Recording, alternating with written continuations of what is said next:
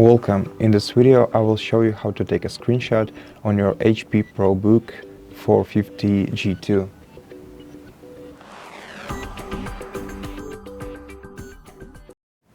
So to take a screenshot you'll have to use a combination of keys, which is Windows Shift S. You just have to press these three buttons simultaneously like that, and this will open a screenshot menu on your screen.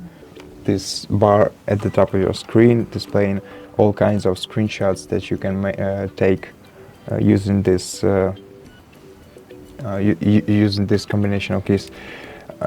So you have a rectangular snip, for example, a freeform snip, a window snip, and a full screen snip. So the basic screenshot is just a full screen snip. So if you click on it, it will automatically take a screenshot and you'll see a notification like this. If you click on it, you'll be able to save this photo by clicking right here, and we can save it in our pictures folder, for example.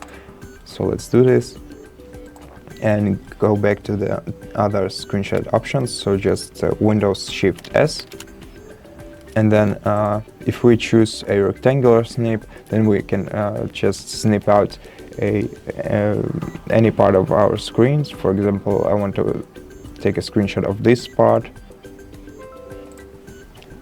and we can as well save it, copy it to a clipboard, and we can draw on it in this in this application Snip Sketch. We can highlight it. We can use some additional instruments for work with the screenshot. And once we're done, we can save, copy, and do whatever you like. So the other two options, the freeform and the Windows snip work. The freeform snip is basically just a rectangular snip, but you can actually pick any shape that you like and take a screenshot of it like this. So you just select a part of your screen and have a picture like this, and you can save it and basically do everything you want with it. So the last option, which is the Windows screenshot. In order to show you how it works, I'll have to open a window.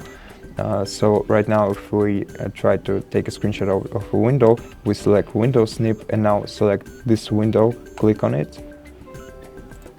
And as you can see, we took a screenshot of a window itself without any excessive elements. And you can also do whatever you like with it, but for now I think it's all the things I had to say about taking a screenshot on this laptop.